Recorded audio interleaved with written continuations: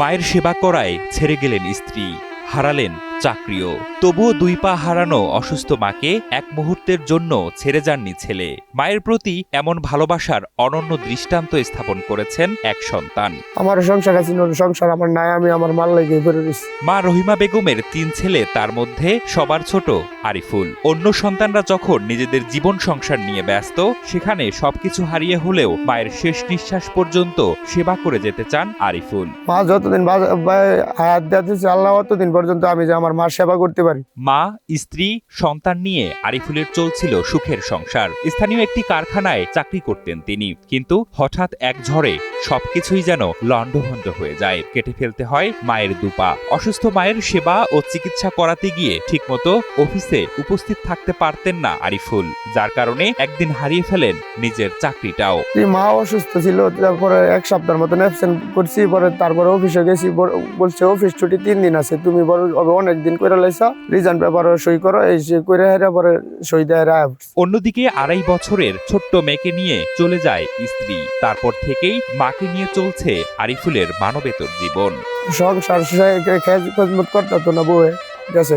মায়ের সেবা করে একদিকে যেমন প্রশান্তি মেলে, অন্যদিকে আরিফুলের চোখে শুধু কান্না আর অনিশ্চিত ভবিষ্যতের ভাবনা। অভাবের তাড়নায় স্বামী ছেড়ে যাওয়া আরিফুলের মা রহিমা বেগম 5 বছর আগেও ছিলেন সুস্থ। 3 সন্তানকে সবজি বিক্রি করে খাওয়ালেও মায়ের এই সময়ে ছোট ছেলে আরিফুল হাসান ছাড়া বাকি সন্তানরা খোঁজ খবর তেমন রাখেন না। দেখেন তো ছোট ছেলে আর বোন না, ওই তার ছাড়া আর কেউ নাই। নিজে খাটটা খাইছি, আমি লুডি বিস্কুট বেচছি, কচু শাক না ডাহা বেচছি, কত কিছু করে খাইছি বাবা।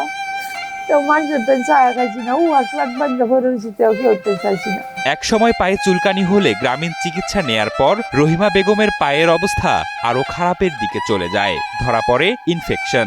এক পর্যায়ে কেটে ফেলতে হয় 2টি পা। এরপর থেকে আরএফএল এসডব্লিউআর পাইপই মাপে যা বলে তাই দেয়। RFL SWR pipe and fittings. Rahima বেগমের জীবনে নেমে আসে অন্ধকার। 2 পা হারিয়ে ছেলে আরিফুলকে নিয়ে দুর্বিষহ জীবন কাটাচ্ছেন আর দেখছেন নিষ্ঠুর বাস্তবতা। এদিকে 2 পা হারানো গর্ভধারিণী মাকে নিয়ে এভাবেই চলছে আরিফুলের জীবন। মাকে একটু ভালো রাখতে তার চেষ্টার যেন ত্রুটি নেই, যা ফুটে উঠেছে মায়ের প্রতি অকৃত্রিম ভালোবাসার প্রতিচ্ছবি।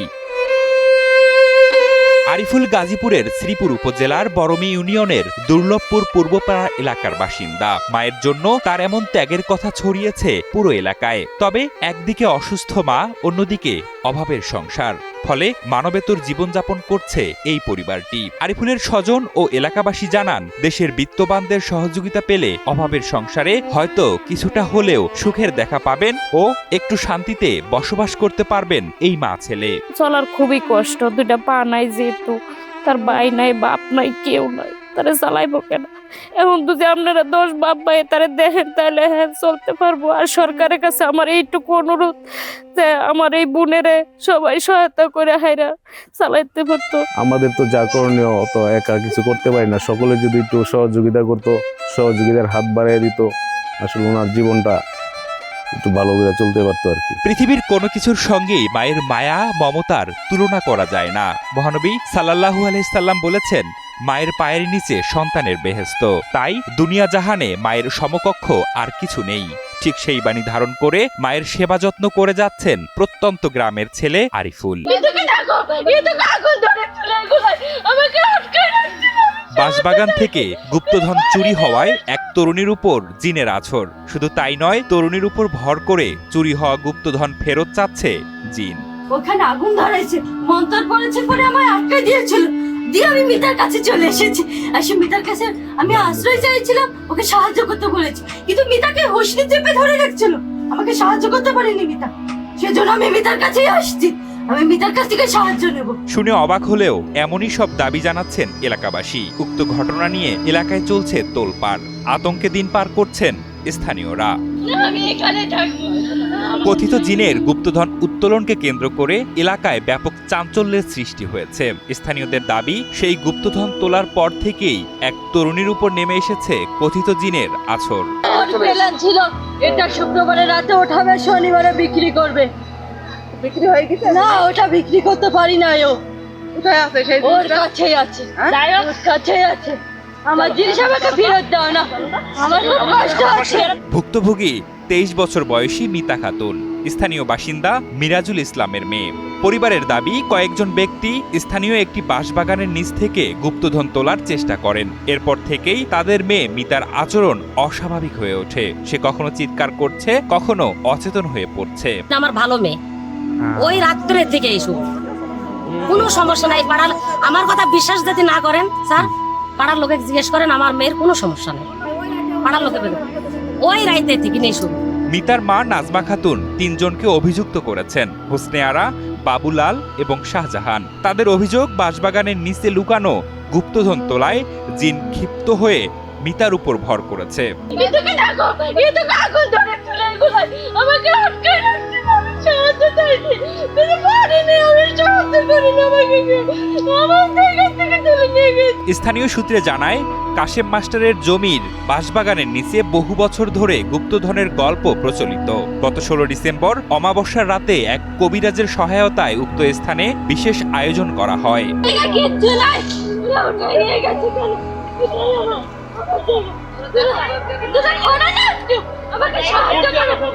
এলাকাবাসীর দাবি, একটি পাতিল ভর্তি ধাতব মুদ্রা উদ্ধার করা হয় উক্ত স্থান থেকে।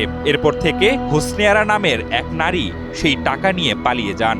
এরপর থেকেই মিতা খাতুনের মধ্যে দেখা দেয় অস্বাভাবিক আচরণ। আরএফএল SWR পাইপি মাপে যা বলে তাই দেয়। RFL SWR Pipe and Fittings. Babulal মেকারের ঘরের পিছনে আছে। তুমি আমাকে সাহায্য করো, জিনিসটা ফেরত দিতে, আমি কষ্ট আছি। পরিবার জানায়, মিতা প্রায়ই বলে ওঠে, আমার কাঁচা টাকা তুলে নিয়ে গেছে, আমি ওদের ছাড়বো না। পরিবারের দাবি, এসব কথা সে নিজে বলে না, জিন তাকে দিয়ে বলাচ্ছে। ওটার মধ্যে কাঁচা টাকা ছিল, তুমি দেখো নাই তো বলছো কিভাবে? আমি ওটা পাহাড়ে দিতেছিলাম তো। কিন্তু বলছো আমি দেখি না। হ্যাঁ, যখন ওটা কি এখন দেখিনি, কিন্তু আমি পরবর্তীতে দেখছি। আমি যখন ওটা পাহাড়ে ছিলাম সেখন তো আমি দেখছি ও টাকা ওঠাইছে অনেক। আমি দেখাইনি, কিন্তু এক কবিরাজের কাছে আমি গেছিলাম, মিথ্যে কথা না।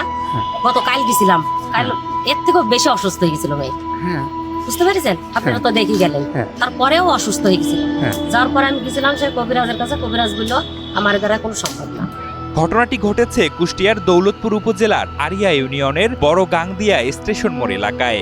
স্থানীয়রা জানান, ঘটনার পর থেকেই গ্রামে ভয় আর গুজব ছড়িয়ে পড়েছে। অনেকেই বলছে সত্যি গুপ্তধন ছিল।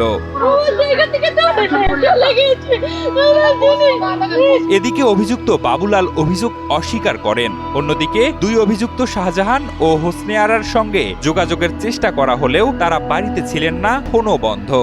আমি এই সম্বন্ধে কিছুই জানি না, আমি কিছু বলতে পারবো না, কারণ কেন বলছে কি না তাও বলতে পারবো না, আমি তো কিছুই জানি না। গুপ্তধন আর জিনের গুজবে এখন আতঙ্কিত বড়গাংদিয়া এলাকার মানুষ। স্থানীয় প্রশাসন জানিয়েছে, বিষয়টি খতিয়ে দেখা হচ্ছে। এটি গুজব নাকি কোনো প্রতারণা তা নিশ্চিত হওয়ার জন্য তদন্ত চলছে।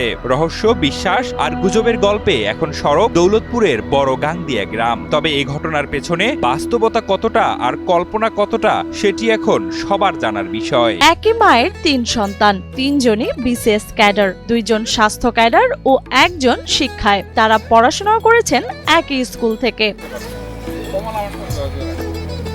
3 জনে আমরা বিশেষ ক্যাডার হয়েছি।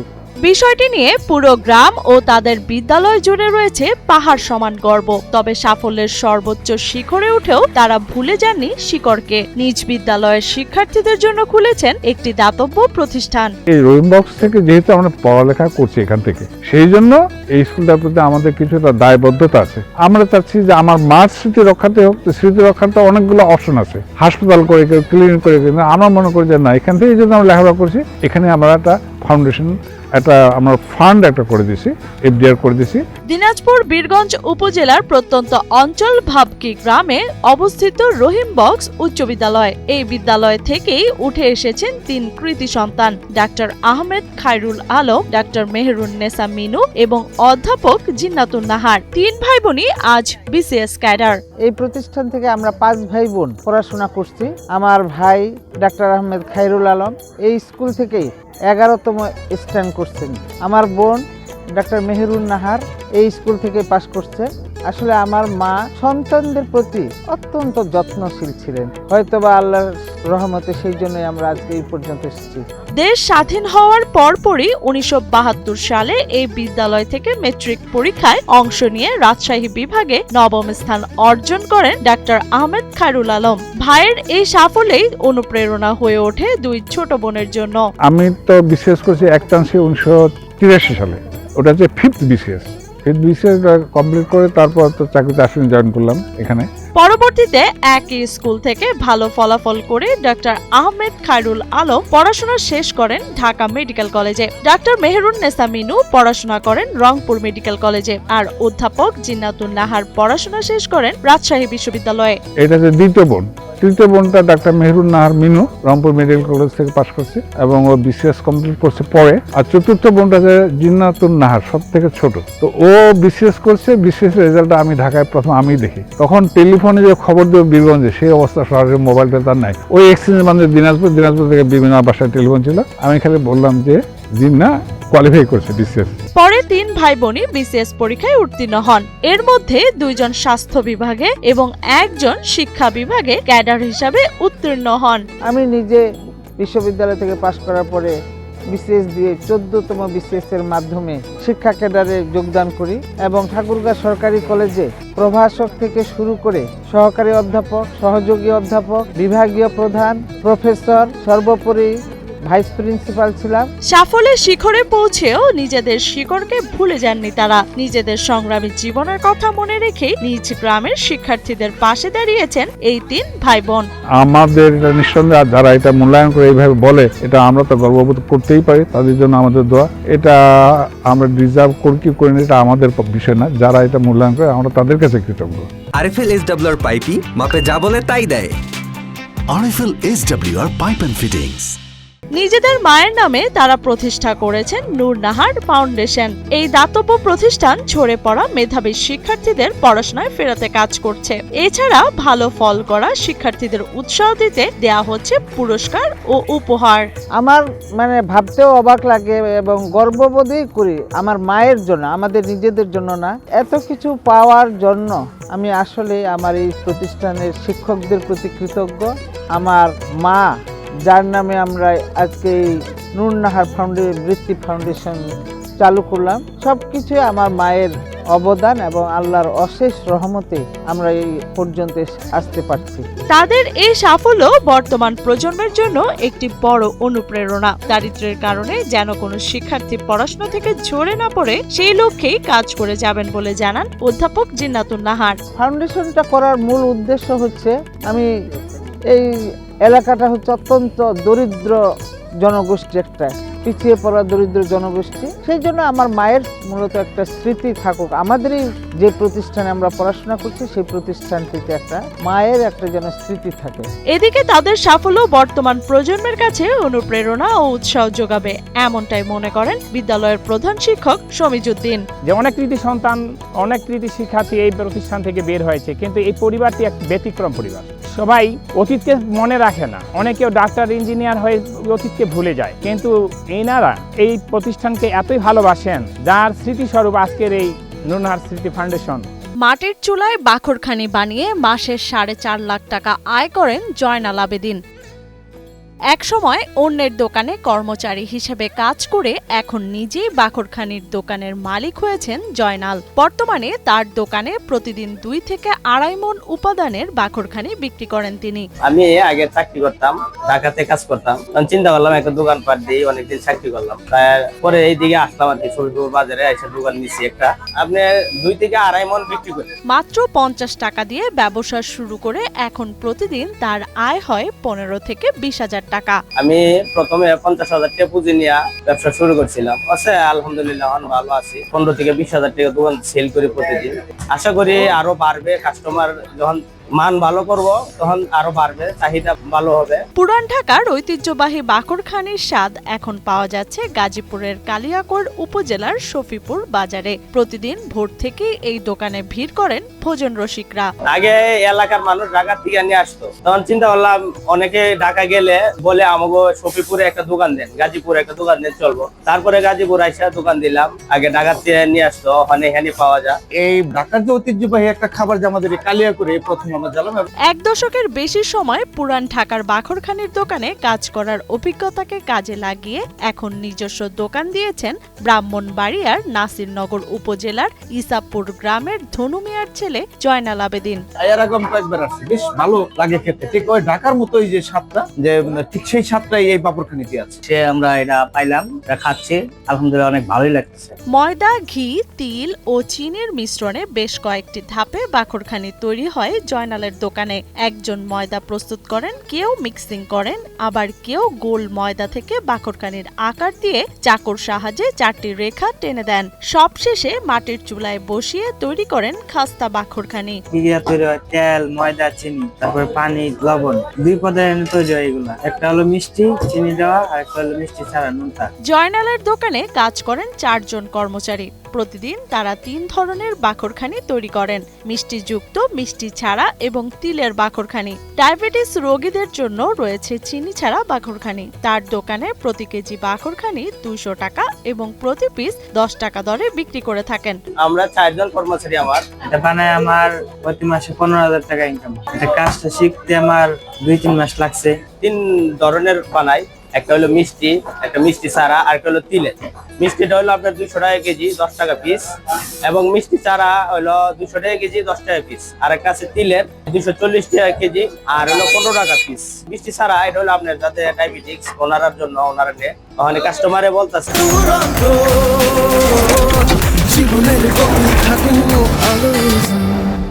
বর্তমানে যেখানে অধিকাংশ জায়গায় মেশিনের সাহায্যে বাকরখানি তৈরি করা হয়, সেখানে এখনো মাটির চুলায় ঐতিহ্যবাহী পদ্ধতিতে বাকরখানি তৈরি করেন জয়নাল। তার মতে মাটির চুলায় তৈরি বাকরখানির স্বাদ অন্যরকম। আর আমরা হলো বিশেষ করে হলো মাটির চুলা, ওখানে তো মেশিন বেরিয়েছে, আমরা মেশিন ব্যবহার করি না। মাটির চুলা, মাটির চুলার মালও অনেক ভালো, কাস্টমারই বলে। আমরা এই পুরানো ঐতিহ্য ধরে রাখছি। পুরান ঢাকার সংস্কৃতি ও ইতিহাসের অংশ হয়ে ওঠা বাকরখানি এখন রাজধানী ছাড়িয়ে দেশের বিভিন্ন অঞ্চলে জনপ্রিয় হয়ে উঠেছে। উদ্যোক্তা জয়নাল আবেদিনের হাত ধরে গাজীপুরেও ছড়িয়ে পড়েছে সেই ঐতিহ্যবাহী স্বাদ। মূলত পুরান ঢাকার বাকরখানি বুঝি, যেটা ঐতিহ্যবাহী নাম করা। তো আমি শরীরপুরে থাকি, তো আমাদের এখানে এত সুন্দর পরিবেশে বাকরখানি নিজে বানায়, সামনে বানায় বিক্রি করতেছে, এটা আমার জানা ছিল না। আজকে আমি প্রথমে এখানে আসছি এবং আমি টেস্ট করলাম, তো এটা আলহামদুলিল্লাহ খুব ভালো।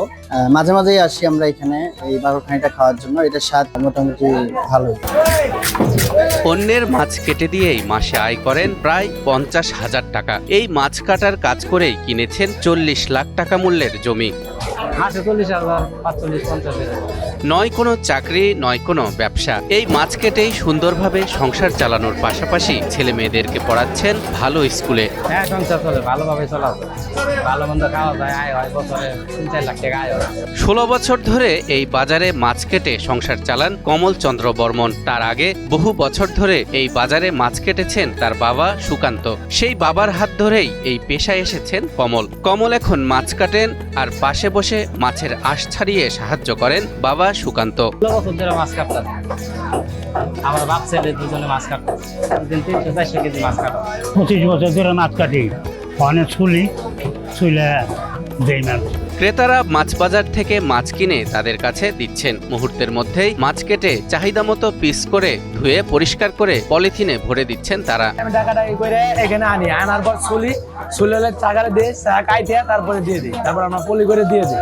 নদীমাতৃক বাংলাদেশে মাছের প্রাচুর্য থাকলেও শহর জীবনে মানুষ এখন ব্যস্ত, তাই বাজার থেকে মাছ কিনে বাসায় গিয়ে কেটে পরিষ্কার করার ঝামেলা নিতে চান না অনেকেই। এই সুযোগকে কাজে লাগিয়ে সুকান্ত আর কমলের মতো জীবিকা নির্বাহ করছেন একদল মানুষ, যাদেরকে স্থানীয়ভাবে বলা হয় মাছ কাটিয়া বা মাছ কাটুনি। দুইটা সংখ্যা চলে আর কি এই ব্যবসাটার মধ্যে। আর আগে তো মাছ বেচতাম, মাছের কোনো ইনকাম নাই, পরে মাছ কাটা শুরু করতে। গাজীপুরের কোনাবাড়ি মাছের বাজারে প্রতিদিন ভোর থেকেই জমে ওঠে ক্রেতা বিক্রেতার ভিড়। মাছের বাজারের একপাশে বসে আছেন 20 থেকে 25 জন মাছ কাটার শ্রমিক, সামনে বড় বড় ধারালো বটি। শুরু থেকে মাছ সামনে এখন মাছ কাটি।